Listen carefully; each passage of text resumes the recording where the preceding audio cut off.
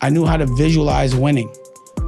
Because usually in corporate, no one's putting up the money. I can't talk to people or be nice to people that I don't respect. The boss doesn't get told what to do. You're never gonna win like that. People speak about the world, how they wanna see it. I just see the world for what it is. Everything I put my name on gotta be fresh fly. I do like good clothes, I do like good jewelry. Rocawear is a clothing company, part of who you are. Make apparel for the street guys, and they make apparel for the high-end guys. You can still wear Rocawear. Having meetings about my artist without calling me.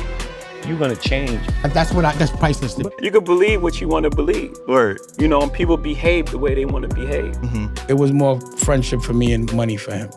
I wouldn't have been so generous with Jake. Had I had the level of consciousness then that I have now, things would have turned out differently. Jay-Z was a massive fan of the high-end Italian luxury brand Iceberg. He wore it in music videos and photo shoots, giving the brand free promotion. Seeing that his fans were single-handedly driving Iceberg's retail sales, Jay and Dame approached Iceberg to pitch an endorsement or collaboration deal. Iceberg flatly turned them down, completely dismissing the hip-hop market. Outraged by the rejection, they decided to launch their own fashion brand. This marked the birth of Rocawear in 1999. That started like I would make records and I would talk about like various like clothing brands, and then I start noticing like you know, people would come to the shows wearing the clothes and things like that, and I know I was selling a lot of clothing for these companies, and I would go to them like, we should work out a deal. I think I'm affecting your business a little bit. You know what I'm saying? Maybe you should work with me. I went to we were in Iceberg and we had a meeting with them. I told them we want to do a campaign. They said no.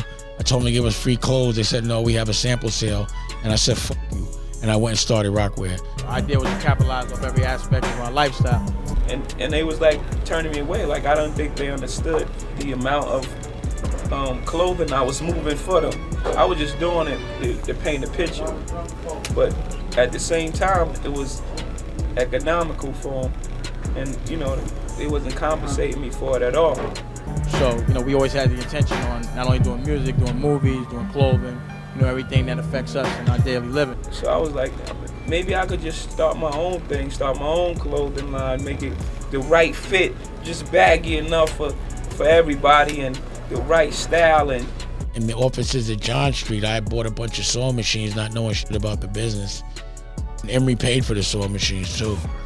And he never got a piece of Rocawear, which was fucked up. When we got in a position where we can do the clothing line right, you know, we found the right partners, we put it together, you know, and it happened.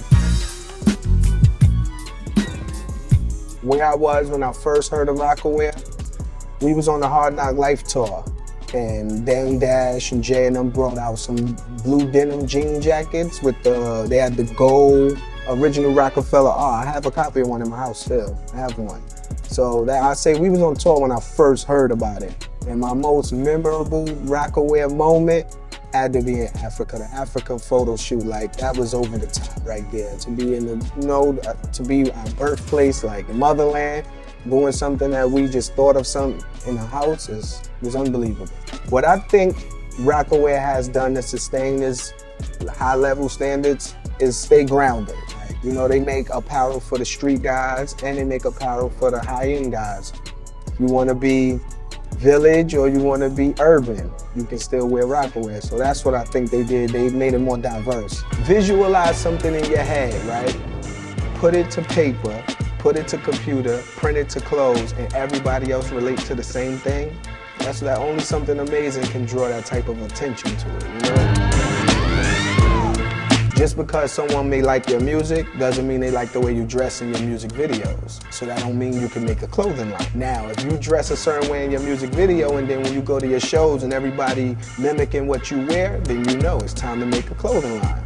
You know, I don't want to say I'm superficial or anything, but I do like good clothes. I do like good jewelry. I just like quality of things. Every time I walk into my office, I'm impressed with myself. I feel good.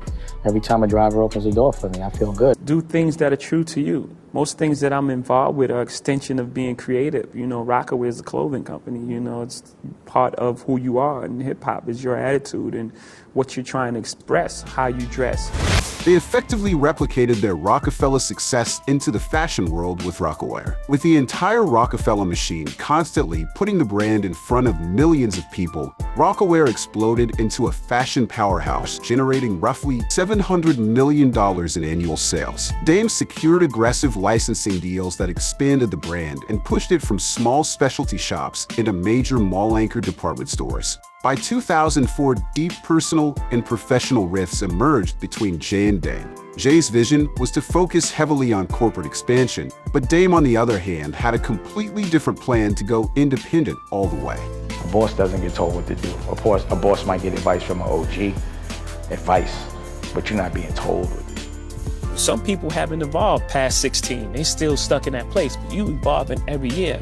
So that may be a threat to them. Subconsciously or consciously, they kept acting funny because you have to navigate that. So I can't just let someone have creative control of who I am.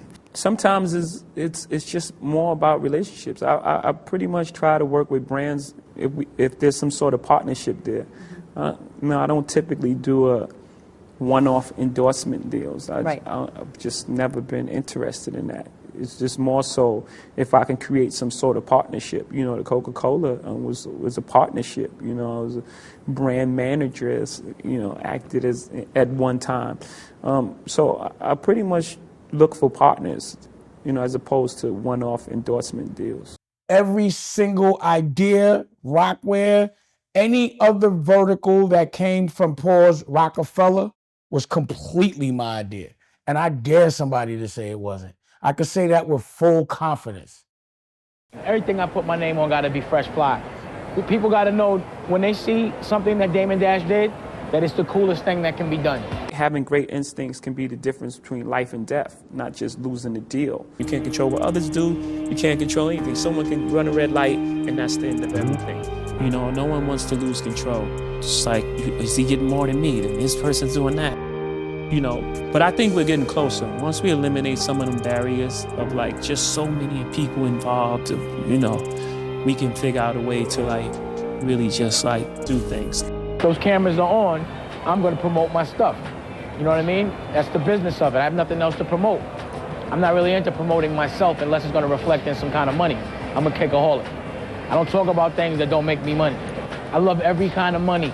I love the dollar, I love the euro, I love the yen, I love the franc, I love all that, which means I gotta be in all those different places. I love all kind of women, I love all kind of jewelry, I love everything, and that's what should reflect in my clothing. And also, it's not what you wear, it's how you wear it, you know what I'm saying? You gotta have that little swagger with it. You gotta wear the clothes, you can't let the clothes wear you. It's okay to think. It's okay to be smart. There's a time where people was like, you talking white. It's like, what does that even mean? It was more friendship for me and money for him. I wouldn't have been so generous with Jay. Had I had the level of consciousness then that I have now, things would have turned out differently. And what happens most of the time, people change. People change around you because they start treating you different because of your success. The things that I wouldn't have let certain things happen because I didn't think they could happen. You know what I'm saying? He would never do that. But he did things that I thought he would never do. I knew how to visualize winning. So if somebody told me, you can't do that because of this, get out my dream. Because that's not the last thought I'm going to have with my dream, because my mind is powerful. And whatever I see in my mind, I can make happen. We met at dinner because I had heard from L.A. Reid that Jay was like, I'll take the job of president, but Damon and Biggs can't be down with Rockefeller. Jay told you that? He said, yeah, I want to be looked at as a businessman, and as long as you're around, I can't be looked at as a businessman. You're going to change who you are. You're going to change, you can't do the same things that you can't hang on the corner. Some people may not be comfortable with that. At that time, I was already at Rocawear. My office was not, I wasn't fucking with music no more. And Rocawear was making a lot of money, right? Yeah, but it was just more, I was just inspired. I was just sick of being in that building and dealing with dumb shit. I was done with the music business. I wanted to do fashion. How do you feel towards Jay-Z now? I don't feel nothing. People who you started your life off with and what success does to them. People look at you strange saying you changed, like you worked that hard to stay the same. Like you're doing all this for a reason. And then it deals with the other side of success, how people look at you when you're successful. Media medals, people sue you, settle. Every step you take, they remind you again. So no matter how far you are, you still have that stigma on you of where you come from when you walk inside the door. And it's like, oh yeah, that's the guy who used to be this and did that. So what was we doing? What was we talking about in terms of Jay? Let me know. I'm trying to get the out. I don't give a We're gonna do something about Jay. We're gonna do it together. Why you didn't call me? I'm telling you, I'm sick of this shit. I'm sick of this shit. And go get Leor. You get the fuck out. You don't know shit about my culture. Get the fuck out. That's why all artists kick your ass anyway. Call security. How y'all calling meetings without me, B? That's what I need to know. It ain't come on, man. That's what I need to know. You get your staff, get the fuck out. It's all good.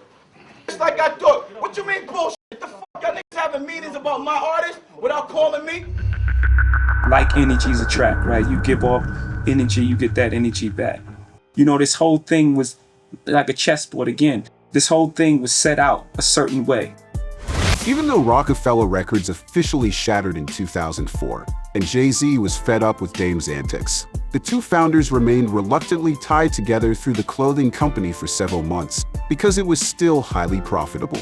Dame spent months structuring a massive corporate deal, on the brink of signing a $400 million corporate buyout of Rocawear with Tomy Hilfiger. Days later, Jay-Z publicly announced that he was walking away from Rocawear.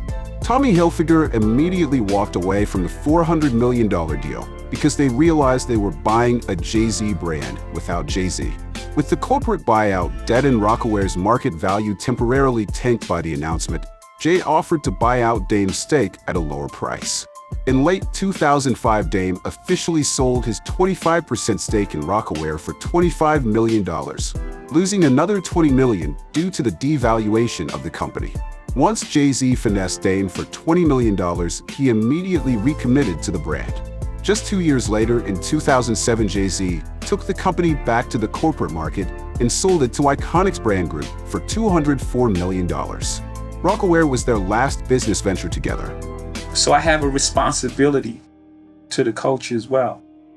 Things don't happen to you, they happen for you. That's life. Everything is life.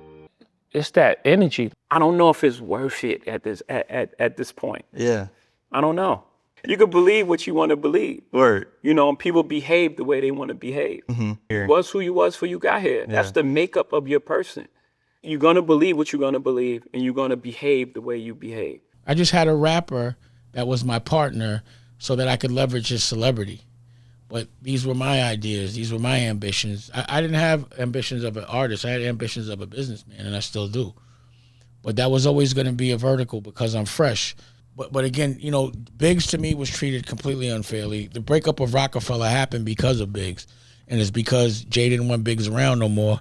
He just felt like he was, I don't know, man. Jay, you know, look how he does his business, bro. It's whatever works for whatever situation at the perfect time.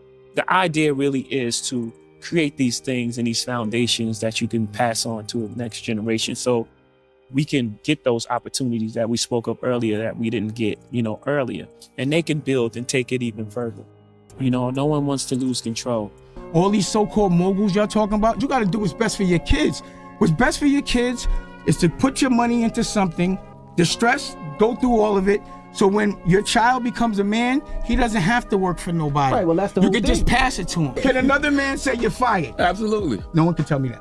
And that's priceless to me. But I'm here because I don't care. You enjoy having a man be able to be fired? But you enjoy. Okay, let me ask you a question. So you being selfish. Don't you think your son would love if his name was up there? Whatever your last name is instead of somebody else's? My pride is in my children. Like, look what I'm doing right now. Look at my son. I taught my son never to have a boss. He's 23. He owns a restaurant. He has cookies. He has equity. He busts his ass so he can pass it on to his son. If that's not what you hustlers for, you're selfish. You keep saying I'm worried about my kids. You worried about you. I hustle for my last name. I don't hustle for my first. Okay. I don't have to ask no more. You understand? There's pride in that. I've been taught everything but emotional intelligence. You know, that's not what you're taught as a young man growing up in projects. You're taught to survive. not getting stuck on a specific thing. So I have an obligation to further the conversation in all ways. Our stature in America, our emotional maturity, and so on and so forth. When you go into survival mode, what happened? Shut down. Right. You shut down all emotions, even like the studio sessions. Right. We were having 4-hour conversations after playing one song.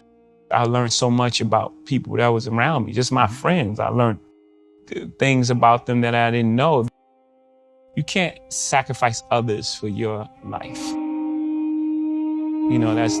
There's a karmic debt that has to be paid. Coming up, I always believed in the way you live your life, you affect the outcome of your life, karma and everything. A lot of what my business model was selling celebrity.